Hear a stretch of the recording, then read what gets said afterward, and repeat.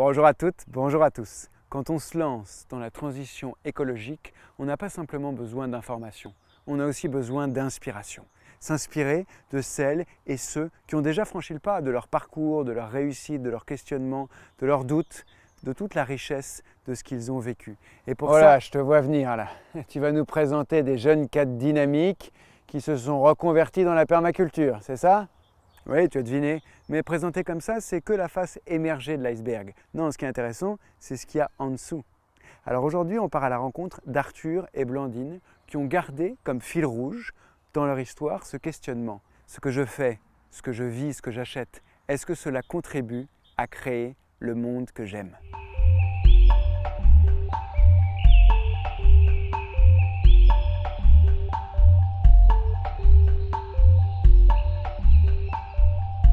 Bonjour Arthur, bonjour Blandine. Voilà, merci beaucoup de nous recevoir chez vous dans cette serre. Alors je disais, vous êtes maraîcher, mais avant de parler de votre activité, on va peut-être commencer par parler des différentes étapes de votre parcours. Parce que notamment pour toi, Arthur, au début, l'écologie, c'était pas vraiment une grande priorité.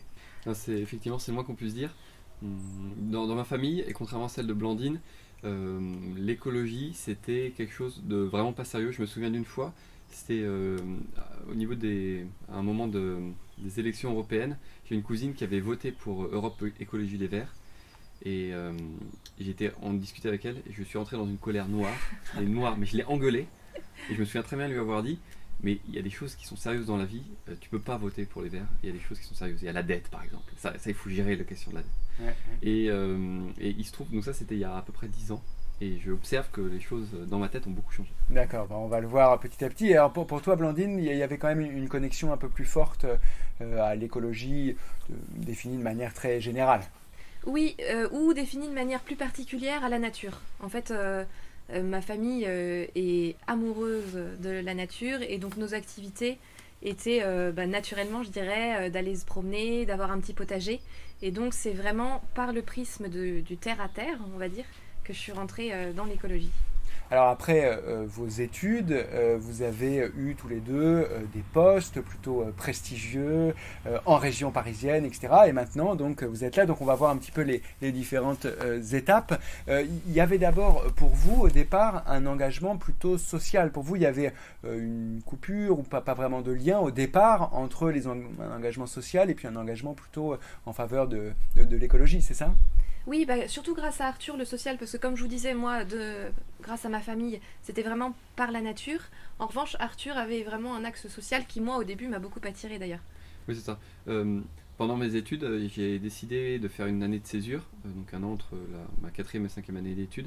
Et j'avais passé 6 mois dans les quartiers nord de Marseille, une association qui s'appelle l'association Massabielle. Et pour moi, c'était vraiment assez important. Enfin, j'étais tiraillé à l'époque entre certaines ambitions salariales, professionnelles, gagner beaucoup d'argent pour entretenir notamment une maison de famille, et puis une question de cœur. Et j'avais essayé de commencer à résoudre ça en passant 6 mois dans cette cité, et j'ai passé 6 mois vraiment merveilleux. Avant, j'avais passé un stage dans une grande entreprise qui m'avait cassé complètement personnellement, émotionnellement. Là, je m'étais reconstruit, et donc j'avais déjà entrevu un peu ce que j'aimais, c'est-à-dire à savoir un engagement un peu radical et loin de cette ambition d'augmentation salariale et de poste prestigieux. Voilà, j'ai commencé à toucher du doigt ce que je voulais vraiment faire. Oui, c'est ça. En fait, il y a une volonté de ne pas rentrer dans un rouage où très vite un certain nombre de gens se sentent prisonniers, c'est-à-dire je dois gagner ma vie pour un loyer, etc. Et donc pour ça, il faut que j'ai un certain niveau de salaire, etc. C'est ce début de réflexion sur qu'est-ce que ça veut dire gagner sa vie en fait. Exactement, et je crois que c'est ça qui nous a rapprochés, Arthur et moi, au début, parce que c'était vraiment un de nos points communs. Moi, à l'époque, je travaillais dans une tour de la Défense, et vraiment, je faisais des ressources humaines, donc quelque chose qui aurait pu vraiment m'intéresser, et pour autant, j'y trouvais pas mon compte, parce que c'était une énorme entreprise, et le quartier de la Défense en tant que tel me plaisait pas beaucoup. Ouais. Mon champ, aujourd'hui, me plaît beaucoup plus. Et j'étais aussi tiraillée par le fait de moi, qu'est-ce que je dois faire dans ce monde et où est ma place. Et en tout cas, je sentais qu'elle n'était pas au 27e étage de cette tour. Oui, c'est une question assez récurrente, je pense, que se posent un certain nombre de gens. Alors, qu'est-ce qui, à un moment donné, vous avez écrit un livre et lentement tout bascule. Alors, qu'est-ce qui relève dans cette transformation de choses très lentes qui se font au fil des mois et des années, et puis ce qui relève plus justement des moments de bascule, où à un moment donné, on se dit, tiens, c'est là, c'est à tel moment, c'est éventuellement dans tel lieu. Je trouve cette articulation assez juste pour décrire des changements de vie. Bah, avant juste de répondre à cette question de qu'est-ce qui peut provoquer des bascules, pour répondre à la précédente, moi j'étais déjà en tension sur cette histoire de salaire d'ambition sociale forte, et j'avais des discussions, je me souviens, avec mes frères et sœurs, avec papa, à l'époque, en se disant est-ce que je peux changer le système de l'intérieur ou c'est de l'extérieur? Est-ce que c'est en étant dans des grandes boîtes ou en étant dans une ONG à l'extérieur qui titille la grande boîte qu'on peut essayer de faire changer le système? À l'époque, c'était loin des considérations écologiques, mais ça s'y applique maintenant. Et c'était pour des questions sociales, le respect des personnes. Et donc en fait, ce qui s'est passé, pour répondre à la question sur les histoires de bascule, c'est que peut-être qu'au début j'avais comme une niaque et j'y croyais vraiment qu'à l'intérieur d'une grande boîte, on peut quand même faire changer les choses. Et puis, notamment via ce chemin, cette marche jusqu'à Saint-Jacques-de-Compostelle qu'on a faite il y a 6 ans, et ben là, il y a quelque chose en moi. J'ai changé de paradigme intérieur. Il y a vraiment, j'ai complètement changé ma manière de penser, peut-être pas complètement, mais quand même assez fortement. Et là, en fait, je me suis rendu compte à la fin de ce pèlerinage que ouais, je voulais plus, je me sentais plus de me battre, de me lever tous les matins pour essayer de changer des choses de l'intérieur, et que je me voyais plus faire des choses par l'extérieur. D'accord. Est-ce que du coup tu saurais dire, ou toi peut-être, ce qui pendant cette marche, qui a été une des belles étapes, je sais pas, a mûri en vous, qu'est-ce que ça a décalé, qu'est-ce qui fait qu'après ça vous pouviez plus tout à fait faire les choses comme avant, peut-être, c'est ça?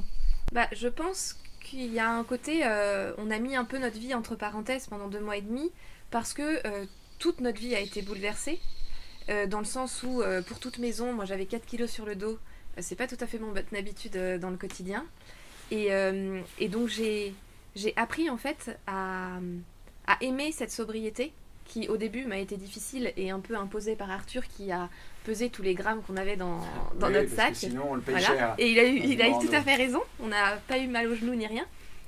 En revanche, au début je me disais waouh, mais une demi-brosse à dents, un shampoing, non pas de shampoing justement, un savon même pour se laver les cheveux, à quoi je vais ressembler. Et en fait j'ai appris à l'aimer, et j'ai appris à me rendre compte, ou en tout cas j'ai eu l'impression que on n'était pas les seuls sur le chemin, évidemment, à porter peu, et en fait que le chemin figuré vers les autres était d'autant plus beau et d'autant plus direct, et donc par répercussion, ça a été les rencontres avec des gens aussi différents que incroyables, qui moi m'ont fait beaucoup cheminer. Ouais. Est-ce que du coup, ensuite, vous revenez 2 mois et demi, qu'est-ce qui se passe là? Parce qu'il y a beaucoup de gens qui, à un moment donné, pendant les vacances, pendant différents moments, ont des appels, des choses où ils disent non, c'est plus possible. Et puis ils y retournent, et puis ils sont bloqués, voilà, par tout un tas de contraintes, de choses. Donc qu'est-ce qui fait qu'à un moment donné, à cet endroit-là, une première chose se décale qui va en entraîner ensuite un certain nombre d'autres? Voilà, ça a changé mon paradigme. Je me suis vraiment rendu compte que l'écologie, c'était quelque chose pour les gens sérieux, en fait. Qu'il y avait en fait des gens vraiment sérieux s'occupaient d'écologie, et les autres en fait n'avaient pas bien compris comment on faisait pour vivre sur Terre encore, dans des conditions sérieuses, acceptables en fait.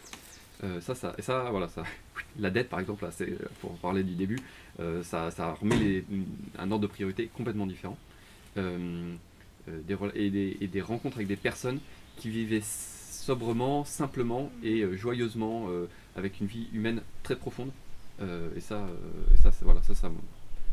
m'a ouvert des champs des possibles. Donc ça, c'était au niveau émotionnel.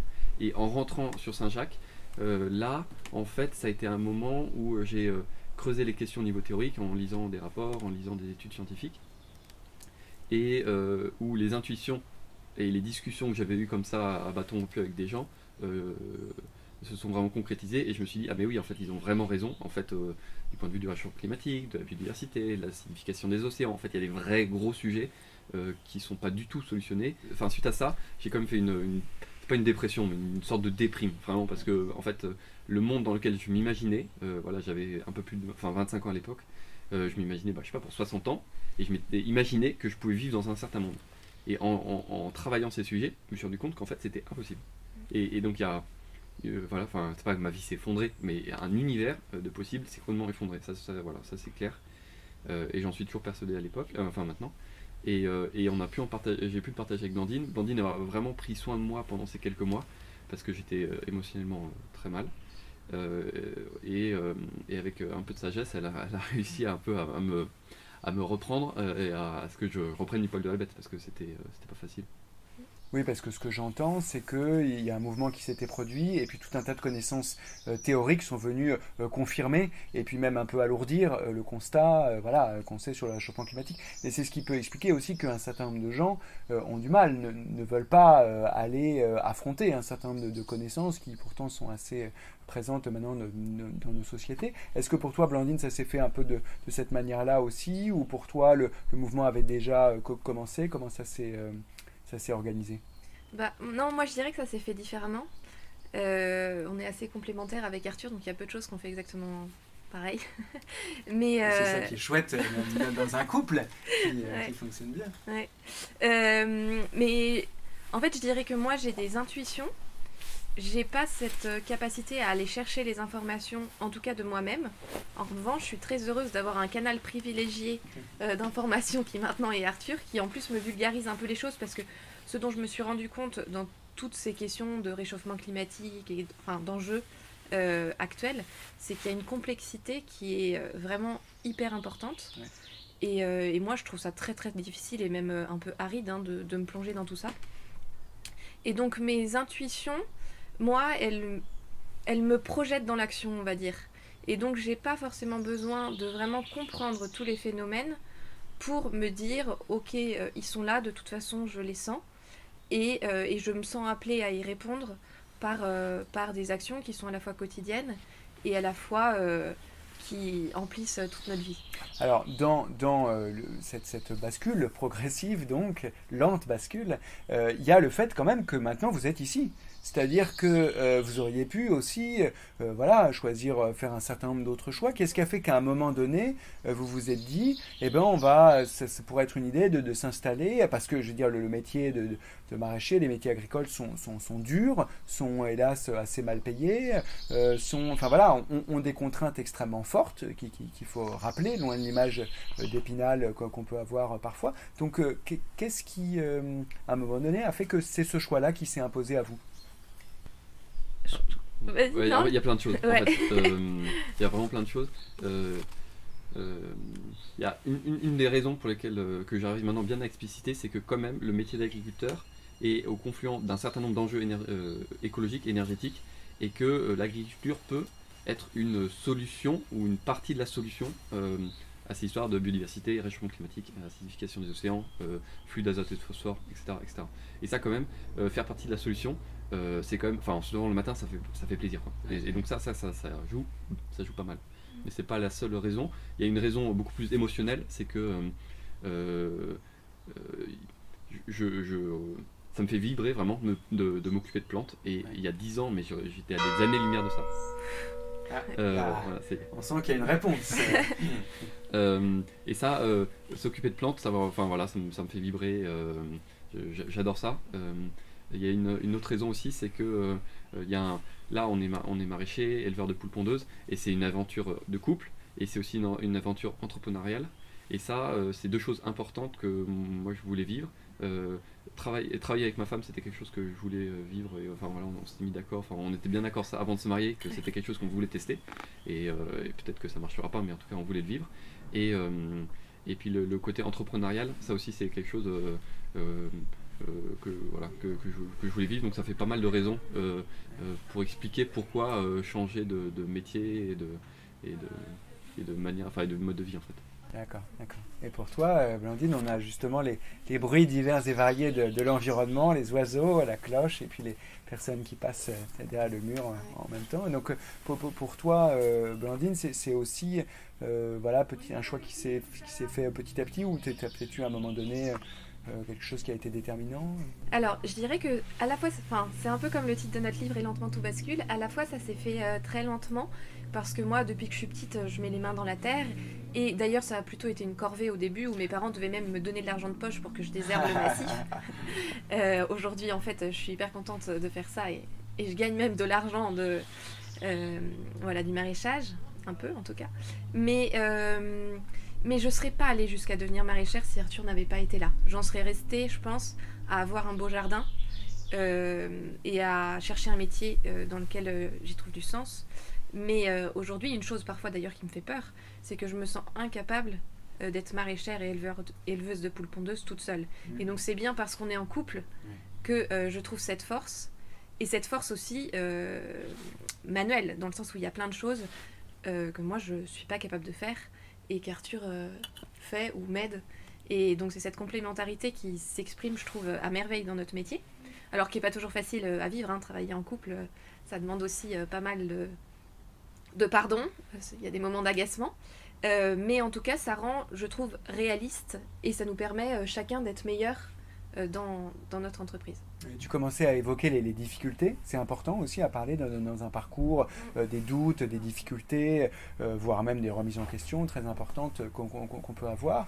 Est-ce que vous avez des choses aussi que vous voulez partager à ce niveau-là, c'est-à-dire des choses où vous avez eu vraiment des moments compliqués que vous avez su peut-être traverser voilà, dans ce domaine-là, je ne sais pas si l'un ou l'autre veut prendre la parole.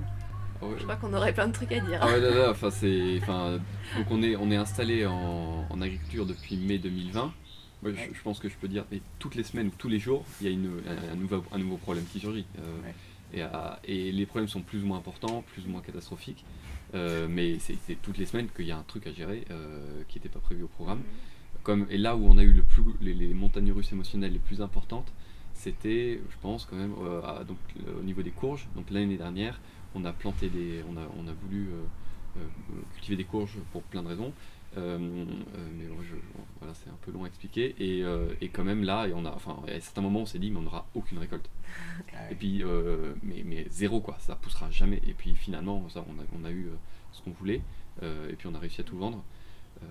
Mais c'est émotionnellement crevant ça, remise en question, mais donc pas toutes les semaines, mais tous les mois. Oui. Ah, magnifique chant d'oiseau. Là encore un écho, voilà. Non, il y a effectivement ce que tu dis est important parce que il y a un vrai confort quand on a un métier avec un salaire qui tombe tous les mois, etc. Et donc là, vous avez gagné un certain nombre de choses, mais vous avez perdu, c'est à t'entendre, un confort émotionnel que peut aussi donner. C'est pour essayer de ne pas être trop binaire dans l'approche des choses. Je ne sais pas si on a perdu le confort émotionnel parce que je pense que si on était tous les deux dans une entreprise classique, on aurait aussi un inconfort émotionnel lié à bien d'autres difficultés. En revanche, c'est, aujourd'hui, le fait qu'on se soit installé en tant que maraîcher est bien loin de l'image d'Épinal et de l'idéal que peut-être on a quand on regarde juste un livre. Par exemple du Bec et Loing, où eux aussi ils disent que ça a été très dur leur installation. Le Bec et Loing, c'est cette abbaye, cette propriété qui maintenant fait de la permaculture assez célèbre, je dis juste. Voilà, ouais, exactement. Et je trouve que, en tout cas, moi j'ai besoin qu'on me dise, et j'aurais aimé qu'on me dise davantage, mais en fait l'installation agricole c'est vraiment très difficile. À la fois, on ne changerait pour rien au monde, et on est très heureux de le vivre, et à la fois vraiment... comme le dit Arthur, on a nos bâches de cerf qui se sont envolées la veille d'une rencontre avec les élus sur notre parcelle. Bon, c'est dommage. mais moi, ce que je retiens vraiment de ce démarrage en agriculture, c'est une forme d'humilité, parce qu'on se sent bien peu de choses parfois par rapport à un coup de vent qui décide d'arriver. Et aussi...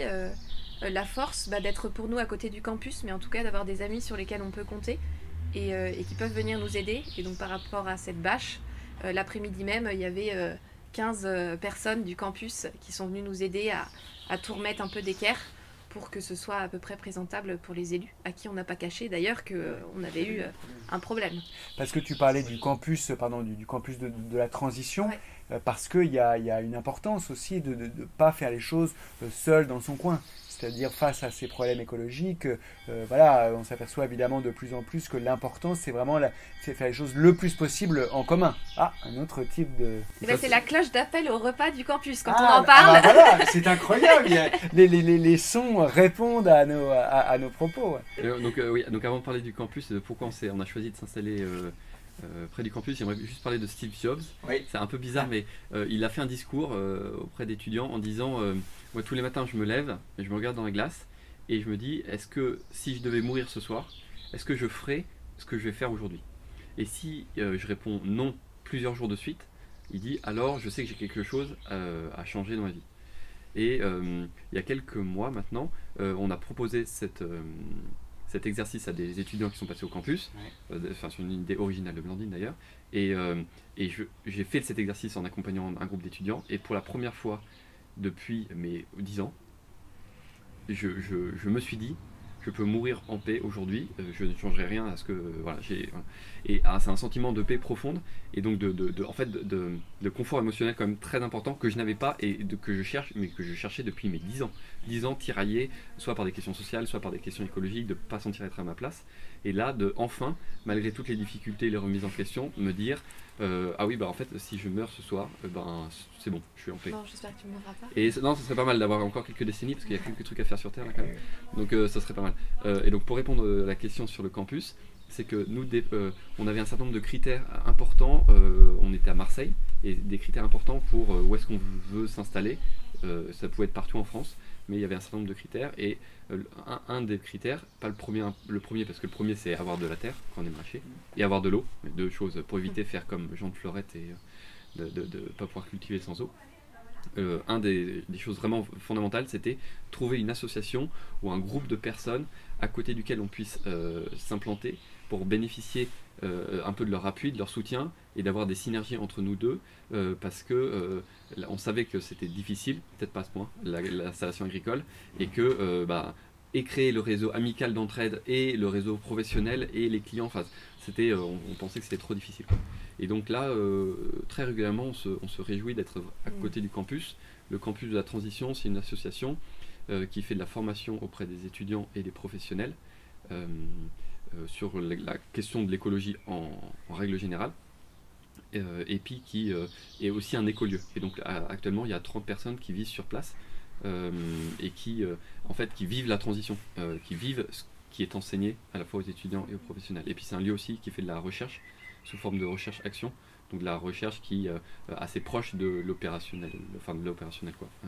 Oui, parce que c'est cette mise en cohérence aussi. Le fait d'être ici, c'est le fait que ce que tu as pu lire, ce que vous avez pu expérimenter, là, trouve quelque chose chaque jour de quotidien. Il y a une autre question que je voulais vous poser, parce qu'on parlait des questions sociales extrêmement fortes, notamment dans les quartiers nord de Marseille.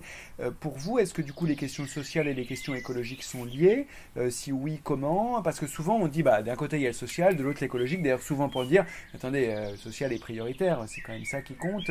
Voilà, comment est-ce que vous liez ça ou pas? Quel est votre... Oui, bien sûr, moi je le lis, et je le lis grâce à des habitants des quartiers nord de Marseille, parce que quand donc, je travaillais dans une association, dans une cité plaque tournante de la drogue, enfin tout ce qu'on peut s'imaginer sur Marseille, et le vendredi après-midi, non, toute la journée, avec Arthur, on était bénévoles. Et donc au retour de Saint-Jacques, on s'est dit mais qu'est-ce qu'on peut vraiment apporter à cette association qui soit maintenant en lien avec ce qui nous meut. Et en fait, en y réfléchissant, il y avait un petit bout de terre et on s'est dit tiens, on va faire un potager. Et alors que j'étais en train de planter, il y a des habitants qui sont arrivés pour nous parler. Et donc bien sûr, je m'arrête, je commence à parler avec donc notamment un monsieur. Et qui me remercie et qui me dit mais Blandine, vraiment merci beaucoup, parce qu'en fait la barre d'immeuble 2000 habitants qui voient le potager, et il me dit mais on en parle avec nos voisins, et vraiment pour nous c'est une joie de voir ce petit potager. On vous voit le dos courbé tous les vendredis, ça nous fait penser à nos parents qui sont restés au bled, etc. Et en fait je me suis dit Ah mais c'est en quelque sorte la réponse que j'attendais, de me dire que par mon action, en fait j'œuvre pour eux, même si concrètement je suis pas à faire du soutien scolaire. Voilà. Et effectivement, pour moi, l'écologie est liée avec les questions sociales, notamment parce que en prenant, enfin, ce que l'exemple de Blandine qu'on vivait, c'est que s'occuper d'un coin de nature, c'est s'occuper du cadre de vie, mais aussi ça charrie plein d'autres choses, notamment du lien social. Et d'un point de vue, alors moi j'ai une réponse plus macro, où il y a comme une injustice fondamentale quand on parle du réchauffement climatique, c'est que ceux qui ont le plus pollué jusqu'à présent et qui probablement pollueront pas mal dans les années à venir, dans les décennies à venir, sont les pays les plus riches, et c'est ceux qui vont souffrir le moins du réchauffement climatique. Quand on voit les phénomènes qu'on appelle les vagues de chaleur mortelles, donc c'est des endroits où il fait tellement chaud et tellement humide que l'être humain ne peut pas transpirer, et donc sa température corporelle en extérieur augmente jusqu'à mourir.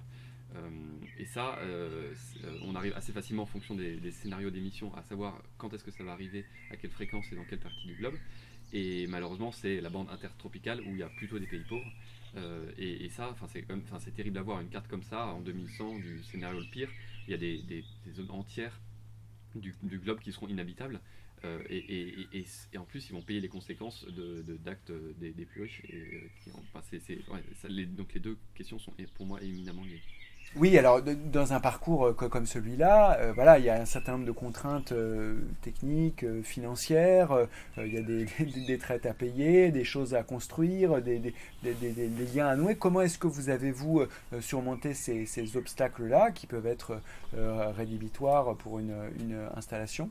Comment est-ce que vous avez réussi à surmonter certains obstacles qui fait que vous êtes là aujourd'hui, paré pour un nouveau printemps?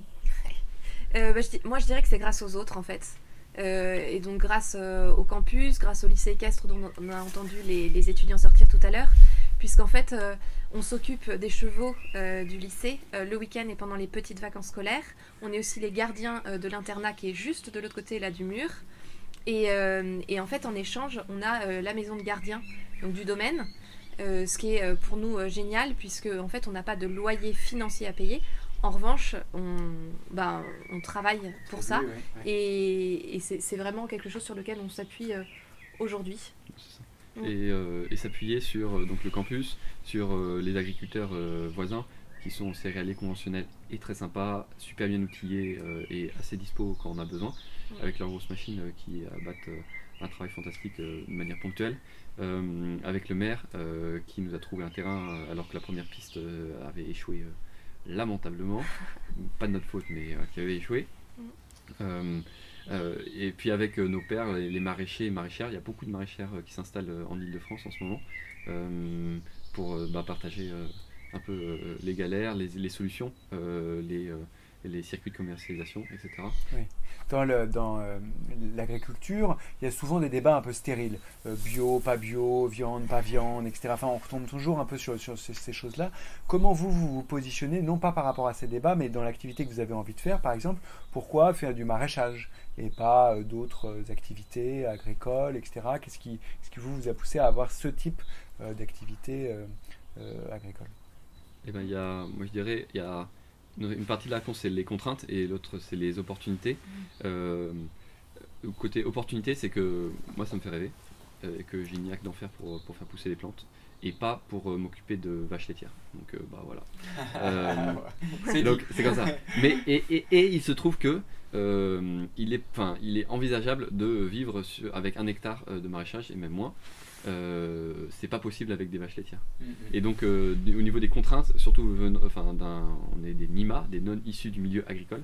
Je connaissais pas l'acronyme. Il y en a pas mal dans le monde agricole.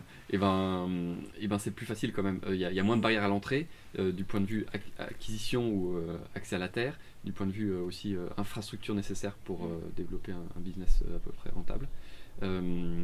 Et ça, ça c'est comme des choses qui comptent beaucoup. Pour ça, pour ce choix-là. Et moi j'avais besoin, alors moi personnellement, d'une activité dans laquelle je puisse me projeter. Et alors je ne me projette pas du tout au volant d'une moissonneuse-batteuse, bizarrement. Donc c'est comme ça. En revanche, voilà, avec ma pelle à planter des salades, là je m'imagine bien. Et moi, il y a un côté effectivement où j'aime pas du tout les machines, le bruit des machines, etc. Et donc, j'avais pas envie que ce soit mon quotidien. En revanche, écouter les oiseaux comme on les entend là, vraiment, ça, ça rend le travail, je trouve, complètement presque féerique. Tout comme être capable de regarder les papillons qui passent, etc. Enfin, il y a un côté, je trouve, émerveillement dans ce métier de maraîcher tel qu'on l'envisage. Et une disponibilité surtout à recevoir ce qui se passe, qui moi, m'émerveille au quotidien. Et là, je me découvre une passion pour les poules. On a reçu nos poules pondeuses il y a 1 mois. Alors, je savais que j'aimais les poules, mais bon, chez mes parents, on avait quoi, 20 poules et ça fait longtemps que j'en avais pas eu. Mais bon, ça fait rire les gens, mais moi, je trouve qu'on a des poules hyper câlines. On en a 110, donc c'est beaucoup. Mais elles se mettent en position caressez-moi dès que j'arrive. Et donc, déjà, je sens que j'ai une relation avec elles. Et je pensais pas que l'élevage me plairait autant. Et c'est pareil, aller ramasser des œufs. Enfin, moi, j'ai l'impression que tous les jours, elles me font des cadeaux. C'est incroyable, quoi. Une petite poule comme ça, qui fait un œuf par jour, c'est... Waouh! Oui, donc il y a une dimension que tu disais aussi d'émerveillement et puis d'être dans des choses à taille humaine. C'est vrai qu'un des problèmes récurrents de l'agriculture, c'est le fait que les exploitations devenant par contrainte financière, le plus souvent de plus en plus grandes, eh ben, un certain nombre de gens, et puis dès qu'ils ont des problèmes aussi, se retrouvent avec des gros soucis. Quels sont les premiers enseignements, plus sur le travail concret de tel ou tel type de plante, etc., que vous avez pu voir, je ne sais pas, dans le travail du sol, dans le travail de, je sais pas moi, de telle ou telle chose. Est-ce qu'il y a... Tu vas répondre là. C'est assez marrant parce que... Je vois que l'anecdote est arrivée. Non, mais quand tu as répondu, c'est quoi les premiers enseignements? La première chose auquel j'ai pensé, c'est le travail du sol n'est pas nécessaire. Et après, au niveau du travail du sol, en fait, j'en sais rien. Moi, je travaille jamais le sol, donc je n'en sais rien. Voilà. Mais donc, on a commencé donc l'année dernière, en mai-juin, un peu tard à cause du confinement, à planter des courges. C'était une prairie depuis 30 ans. Ce qu'on a fait, c'est que donc il y avait ça poussait à plus d'1 mètre. Ouais, voilà, on a déroulé une bâche plastique sur cette prairie sans rien faire. Et après, on a pris notre plant de courge et on l'a planté dans la prairie, alors que la prairie était encore vivante. Dans le trou de la bâche. Dans le trou de la bâche, voilà. Ouais. Et puis la courge a poussé. Et puis on les a récoltés 3-4 mois plus tard. Et ça, d'un point de vue, pour ceux qui ont l'habitude du travail du sol, ça apparaît impossible, quoi. On nous a dit 50 000 trucs, soit ça n'allait pas pousser, soit qu'il y aurait plein de ravageurs, voilà. Et non, aucun problème, plante saine et poussante comme il fallait. Et ça, moi, je le savais, je l'avais vu, je l'avais expérimenté, mais je l'avais pas fait moi-même en responsabilité, tout seul, sans filet. Et ça, c'était quand même, ça a donné quelques sueurs froides. Quand même, au début, on s'en reste vraiment. Je me souviens comme la première tomate que j'ai plantée il y a 6-7 ans, je me dis mon Dieu, est-ce qu'elle va vraiment pousser? Là, c'était un peu la même chose.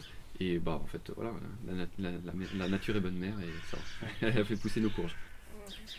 Alors finalement, dans ce que tu dis, on voit bien que la perception que tu avais de l'écologie au départ, dont tu nous parlais au début, a beaucoup évolué. Comment est-ce que du coup tu pourrais définir maintenant, avec toute cette expérience, tout ce parcours, ce mot écologie qui est un peu partout et souvent galvaudé? Comment est-ce qu'il résonne pour toi maintenant? Eh ben, il y a 2 définitions que j'aime bien. La première, bon, c'est des trucs classiques, hein, je suis désolé, mais c'est la science des conditions d'existence. Moi, celle-là, quand je m'en suis rendu compte, ça a été un déclic, parce que justement, je me suis dit, en fait, quand on est quelqu'un de sérieux, de responsable, et ben en fait, on est écologiste. Ouais. Pour les conditions d'existence, parce que notre trajectoire actuelle ne permet pas d'avoir des conditions. Même avant de savoir si c'est le cas ou pas, c'est en fait j'ai envie de savoir quelles sont mes conditions d'existence. J'ai besoin d'une science pour ça. Moi, voilà. Et donc je suis ingénieur. Et donc c'est quelle est la discipline qui s'en occupe? C'est l'écologie. Donc je suis écologiste. Voilà. Bon, c'est assez simple, basique, mais quand même pour moi à l'époque ça a un peu changé ma manière de voir l'écologie, parce qu'à l'époque c'était écologie égale politique. Et l'autre, ce qui peut être aussi le cas, et donc il y a la confusion, mais c'est bien de rappeler la distinction. Et nécessaire, ça peut être le cas, et c'est nécessaire aussi. Et l'autre définition, c'est la science des relations, et d'interdépendance, de dépendance. Et ça, moi aussi, ça me parle beaucoup. Moi, je vois l'être humain comme un être de relation, donc de ne pas voir l'être humain au-dessus d'une biosphère en train de la massacrer et de l'exploiter, mais un être vivant parmi tant d'autres qui dépend absolument des autres pour sa survie et qui doit faire attention à la qualité des relations à la fois qu'il a avec les autres êtres humains et les non-humains, de préserver les biomes, les services écosystémiques. Et ça, voilà, enfin, ça c'est un peu les deux notions qui me guident quand je parle d'écologie. Ouais, et c'est pour ça, enfin moi aussi la définition liée aux relations m'est très chère, et c'est pour ça que quand on a commencé à réfléchir où est-ce qu'on va s'installer, tout de suite on a senti que tous les deux on n'était pas appelés à s'installer au fin fond de la Creuse en étant vraiment tout seul, mais qu'on avait besoin justement de cet écosystème de relations qui nous a fait venir en Seine-et-Marne. Alors pour finir, est-ce que vous voulez ajouter quelque chose? Est-ce qu'il y aurait éventuellement, je ne sais pas moi, des conseils, des pensées, des choses pour des gens qui voudraient éventuellement s'inspirer aussi de votre parcours? Voilà, est-ce qu'il y a quelque chose que vous voulez ajouter et partager? Moi, ce que j'aimerais dire éventuellement, c'est si les personnes veulent nous contacter ou venir nous voir, elles sont les bienvenues. Très bien, mais je mettrai les références sous la vidéo. C'est important, oui, bien sûr. Et l'autre chose, c'est une question qui nous anime avec Arthur depuis de nombreuses années et qui, ouais, vraiment est présente dans notre quotidien, s'invite maintenant sans qu'on y pense. Et donc j'aimerais la poser, te la poser et la poser aux auditeurs, et qui est: est-ce que j'aime le monde que je crée? Voilà. Et moi je dirais, j'ai eu la chance de vivre certains moments un peu de communion avec la nature, ou d'un peu d'instant hors du temps, où je me sentais comme faisant partie d'un grand tout. Je donne l'exemple de ce qu'on appelle l'overview effect. C'est un sentiment profond que saisissent certaines personnes qui vont dans l'espace et qui voient la Terre, cette magnifique bille bleue perdue au milieu du vide intersidéral, et qui sont pris comme ça là d'une émotion incroyable, sachant ce qui s'y passe en ce moment, et se disent: ah bah, j'ai vraiment envie d'en prendre soin. Et Blandine m'a offert pour Noël une très belle photo justement de la Terre vue du ciel, enfin la Terre vue de l'espace. Voilà. Et ça, je la regarde régulièrement, et c'est souvent un moment de recentrement et d'émerveillement, et de me dire qu'on a vraiment une chance profonde d'être sur cette terre pour quelques décennies chacun. Et donc je souhaite à tous ceux qui verront cette vidéo de vivre profondément ce genre d'expérience qui après peuvent d'où peut suivre une conversion écologique et un engagement profond, sincère et authentique pour la préservation de notre belle nature. Merci beaucoup à tous les deux, vraiment, pour tout ce récit, ce parcours, ces inspirations. Et puis voilà, pour la fin de cette vidéo, je rappelle, évidemment, si vous pouvez partager la vidéo, la commenter, vous abonner à la chaîne, bien sûr, ça aide beaucoup. Voilà, et à la prochaine pour d'autres portraits de gens inspirants qui nous permettent d'aller plus loin sur ce chemin. Merci Aloïs. Merci beaucoup. Merci à toi.